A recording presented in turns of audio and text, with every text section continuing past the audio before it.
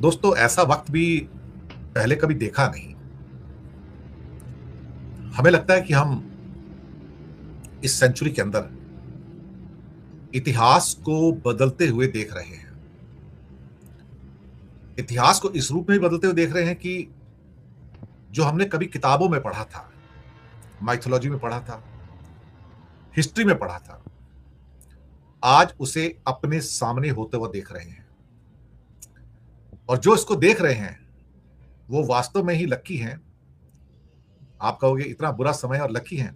जी हाँ, लकी हैं, क्योंकि वो इतिहास के कुछ ऐसे काले पन्नों को देख रहे हैं जिसके बारे में उन्होंने सिर्फ किताबों में पढ़ा था। इतिहास में कुछ ऐसे जाहिल, गंवार, बेवकूफ मोहम्मद तुगलकों को देख रहे हैं जिसके बारे में उन्होंने किताबों में पढ़ा था। इतिहास के उन पन्नों को देख रहे हैं जो हमारी मानवता को, हमारी ह्यूमैनिटी को शर्मसार करते हैं। ये सब कुछ एक साथ हो रहा है। और इतिहास में हम ऐसे लोगों को भी देख रहे हैं जो अपनी आंखें बंद करके जाहिल और गंवार लोगों को हेड ऑफ स्टेट बना देते हैं वोटिंग करके। ऐसा नजारा और आपको कहां मिलेगा? आप बताइए। ऐसा नजारा आपको भला और कहां मिलेगा? इसी धरती पर यहां आप देख रहे हैं। कोई हार रहा है, कोई जीत रहा है, सिवाय जंग के कुछ नहीं हो रहा है। वैसे तो जिंदगी एक जंग है, लेकिन कुछ लोग यहां जंग लड़कर हार रहे हैं, कुछ लोग यहां बिना जंग लड़े भी जीत रहे हैं। जो जंग बिना लड़े जीत रहे हैं, आज थोड़ी बात उनकी भी तो हो जाए। चाइना और रशिया ये जंग कैसे जीत रहे हैं? मुझे लगता है हम थोड़ी थोड़ी बातें इसके बारे में करेंगे तो आपको थोड़ा आइडिया होगा कि कैसे हिस्ट्री के पन्ने पलटकर फिर से आपके सामने आ रहे हैं। और जिसके बारे में सिर्फ किताबों में पढ़ा था, आज वह हमारे सामने हो रहा है। बात शुरू करते हैं एक चाइनीज प्रोवर्ब से। चाइनीज फेमस प्रोवर्ब है, sit on the mountain and watch the tigers fight. पहाड़ की चोटी पर बैठो और नीचे दो टाइगर्स को लड़ते हुए देखो।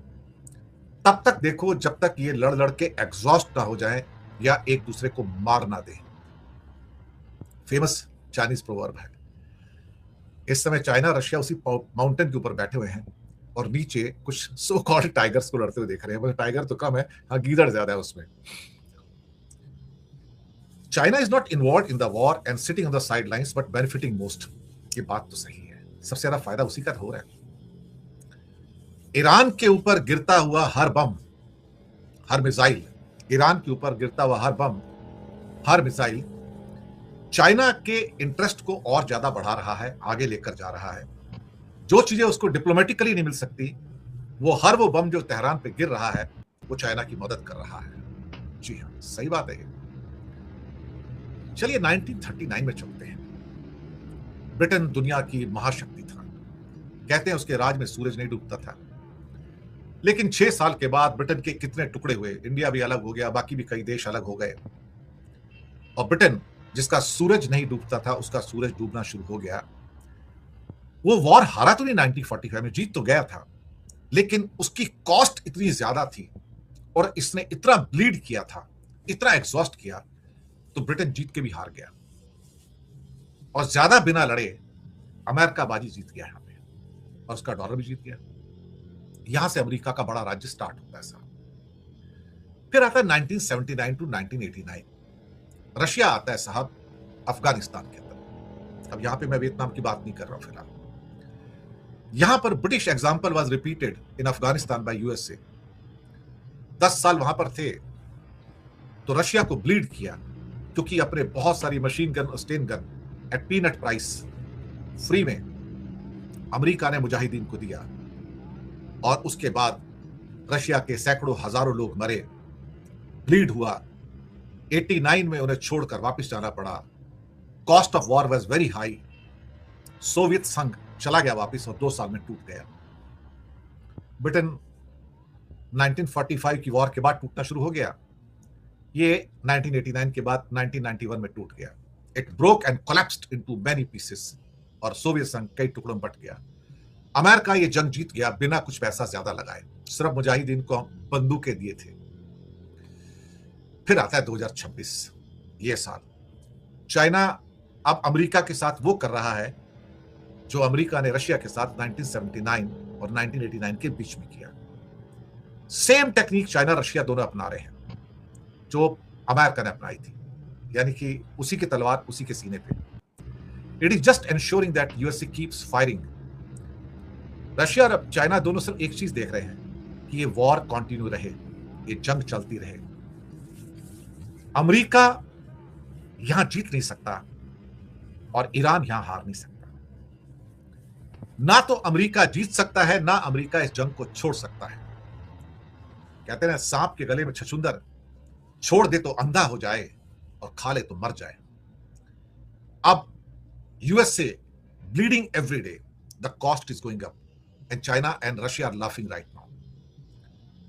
अभी उनकी कैजुअलिटी 2 डिजिट में है, 20-22-30 लोग मरे हैं। एक अटैक के बारे में सोचिए जहां पे इनका कैजुअलिटीज 3 फिगर में आता है अमेरिकन का, 300 से ऊपर या 200 से ऊपर या 100 से ऊपर मरते हैं और बॉडी वापस जाती है अमेरिका में।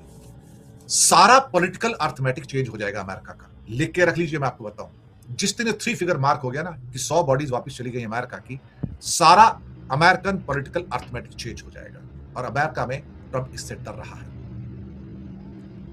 China just want war to continue और प्रेशर पॉइंट बढ़ जाते हैं और यहां से बदहवासी का आलम शुरू होता है चाइना का, अमेरिका का। सुबह कहेंगे ग्राउंड फोर्सेस आएंगी, शाम को कहते हैं नहीं आएंगे, दोपहर को कहेंगे सरेंडर कर दो, अगले दिन सुबह कहेंगे हॉर्मुज की स्ट्रीट हम लेके रहेंगे, शाम को कहते हैं हॉर्मुज से हमारा कोई लेना देना नहीं है। Oil war, China is insulated, पूरी दुनिया ब्लीड कर रही है, लेकिन चाइना के पास तेल भी और गैस भी है, उसे चिंता ही नहीं साहब। लेकिन एक चीज जो खत्म हो रही है वो है अमेरिका की क्रेडिबिलिटी, विश्वसनीयता। Nobody trust America right now, nobody trust Trump, कि सारा दिन बकवास करता है, सुबह कुछ और बकवास करता है, शाम को कुछ और बकवास करता है, इजंट इट? जैसे जैसे वॉर ऊपर जाती है, अमेरिका की पॉलिटिकल पावर और मिलिट्री पावर इरोड हो रही है, नीचे जा रही है। ए short military operation has turned into a Quagmire for Netanyahu and Trump. वो छोटा 2020 का जो मैच था, अब वो दलदल में बदल गया है। नेतन्याहू और ट्रंप, इनके पास कोई एस्केप रूट नहीं है, एग्जिट रूट नहीं है। जैसे जैसे जंग आगे बढ़ेगी, वैसे वैसे चाइना की विक्ट्री पुख्ता होती चली जाएगी। इस समय अमेरिका के पास कई वॉर्स हैं, वो यूक्रेन में भी लड़ रहा है, वो यहां भी लड़ रहा है। War in Iran is depleting US's political will. America की जो पॉलिटिकल विल होती है, ये उसको भी डेप्लीट कर रहा है। पूरा इंडो पैसिफिक के अंदर जो अमेरिका का दबदबा था, वो हवा में उड़ गया, डाइल्यूट हो गया, खत्म हो गया कि अमेरिकन आर्किटेक्चर क्या करेगा। It's the right time for China to capture Taiwan. यही वो वक्त है, और 1-2 महीने में या 3 महीने में, जब चाइना हथौड़ा मारेगा। जैसे जैसे यूएसए की क्रेडिबिलिटी उड़ रही है हवा में, वैसे वैसे China reconfirms now the will to capture Taiwan. America इतना कमजोर पहले कभी नहीं था, अमेरिका इतना एक्सपोज्ड पहले कभी नहीं था। अभी तक चाइना सोचता था कि अमेरिका साउथ चाइना सी में है, तो उसका एक डर होता था, लेकिन अब वो डर भी हवा हो गया। पता लग गया कि ये सुपर पावर खोखली है, वो तो ईरान को भी नहीं हरा सकती, हमें क्या हराएंगी। दुनिया को पता लग गया कि ये तो गीदड़ था, अमेरिका गीदड़ था जो शेर की खाल ओढ़कर दुनिया में घूम रहा था। यानी कि वॉर वाज टू डिसमेंटल। कमाल की बात है कि वॉर इसलिए शुरू की गई थी कि ईरान, रशिया और चाइना, इसके ट्रायंगल को खत्म कर दिया जाए, इस एक्सिस को खत्म कर दिया जाए। लेकिन ये तो सबसे बड़ी मिस कैलकुलेशन हो गया, यहां तो अर्थमेटिक बिगड़ गया सारा। इन एक्चुअलिटी ये तीनों और मजबूत हो गए। ये दुनिया अब असली रूप में बढ़ती नजर आ रही है, और जहां पर अमेरिका का साथ यूरोप ने छोड़ दिया। अपना मिलिट्री प्लेन के लिए एयर स्पेस फ्रांस ने आज अमेरिका और इजराइल के लिए बंद कर दिया, इटली ने बंद कर दिया, स्पेन ने बंद कर दिया, नॉर्वे ने बंद कर दिया, स्विट्जरलैंड ने बंद कर दिया। आप समझे कि उन्हें मालूम है कि इजराइल की वॉर है, ये इसको हम सपोर्ट नहीं करेंगे। और साहब, अब यूएसए को किस रूप से देखा जाता है? अब लोग अमेरिका को किस रूप से देखते हैं? अमेरिका को देखते हैं कि ये हेड ऑफ स्टेट खमनई साहब का हत्यारा है, ये हेड ऑफ स्टेट खमनई साहब का हत्यारा है। अमेरिका मादुरो को कैप्चर करके ले गया, ये किडनैपर है। 180 बच्चियों को मार दिया स्कूल में, 180 बच्चियों का हत्यारा है, ये आतंकवादी है। पूरी दुनिया की एनर्जी मार्केट, पेट्रोल डीजल की मार्केट को डिस्टेबलाइज किया और दुनिया की इकोनॉमी का डिस्ट्रॉयर तो destroyer in chief is Trump right now. दुनिया को बर्बाद करने वाला कौन? अमेरिका। चाइना का दोनों हाथ में लड्डू है, दोनों हाथों में लड्डू। अमेरिका अब वही डिलेमा फेस कर रहा है जो 1945 में ब्रिटेन फेस कर रहा था और 1989 में सोवियत संघ फेस कर रहा था, यूएसएसआर फेस कर रहा था। घड़ी की सुइयां घूमकर फिर वहीं आ गई हैं। कुछ लोग सोच रहे थे कि अमेरिका का सूरज नहीं डूबेगा, लेकिन अमेरिका का सूरज डूबना शुरू हो गया और आपके सामने है। और outcome, Britain handed over primacy to USA in 1945 and 2026 USA handed over advantage to China. It proves military power is a delusion. इसने एक बात प्रूव कर दी कि मिलिट्री पावर से दुनिया को नहीं जीता जा सकता है, कुछ और चाहिए आपको। जी हाँ, कुछ और चाहिए। संजू कहा करते थे, संजू वो जो आर्ट ऑफ वॉर के राइटर, हजारों साल पहले किताब लिखी उन्होंने, आज भी उतनी रेलेवेंट है। The supreme art of war is to subdue enemy without fighting. वही तो चाइना रशिया कर रहे हैं कि बिना फाइट किए कैसे दुश्मन को नेस्तनाबूद किया जा सकता है, कैसे बर्बाद किया जा सकता है। यही तो हो रहा है। Dragon is watching.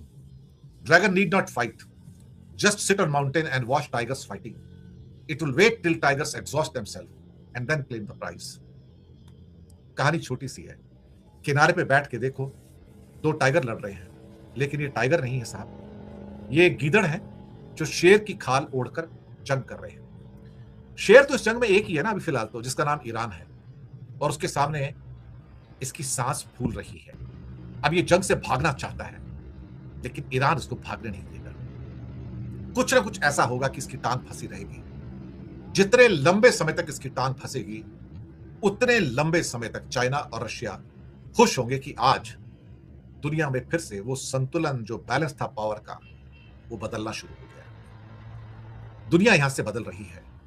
इतिहास के वो पन्ने आपके सामने आ गए जो आप कभी कभी माइथोलॉजी की स्टोरी पढ़ते थे, डेविड एंड गोलायत की, कि डेविड बच्चा था, गोलायत एक राक्षस था, और कैसे इस बच्चे ने राक्षस को मार दिया। और यहां एक राक्षस नहीं था, दो राक्षस थे, एक इजराइल था और एक अमेरिका। और कैसे एक छोटे बच्चे इन्फेंट ने, यानी कि ईरान ने, इन दोनों की सांसें निकाल दी। ये कहानियां आपने पढ़ी थी, आज अपने सामने घटते हुए आप देख रहे हैं। ये वो पन्ने हैं इतिहास के जिसे आप अपने सामने होता हुआ देख रहे हैं। ये वो पन्ने हैं जिसके सामने आप एक सुपर पावर का गुब्बारा फूटते हुए देख रहे हैं। ये वो इतिहास का पन्ना है जिसके अंदर पाप करने वाले लोग, छोटी छोटी स्कूल की बच्चियों को मारने वाले हत्यारे और आतंकवादी आपके सामने हैं। अब भी आपको यकीन नहीं है तो फिर मैं समझता हूं कि फिर आप किसी पे भी यकीन नहीं करेंगे। मुझे लगता है कि आप लोग लकी हैं कि इस जनरेशन को देख रहे हैं जो आपके सामने हो रहा है, क्योंकि आप उस इतिहास का हिस्सा हैं, आप उस इतिहास के कैरेक्टर हैं, क्योंकि आप उस इतिहास को विटनेस कर रहे हैं। बहुत कम लोगों को इतिहास को विटनेस करने का सौभाग्य मिलता है। आपको मिला है, हमें भी मिला है।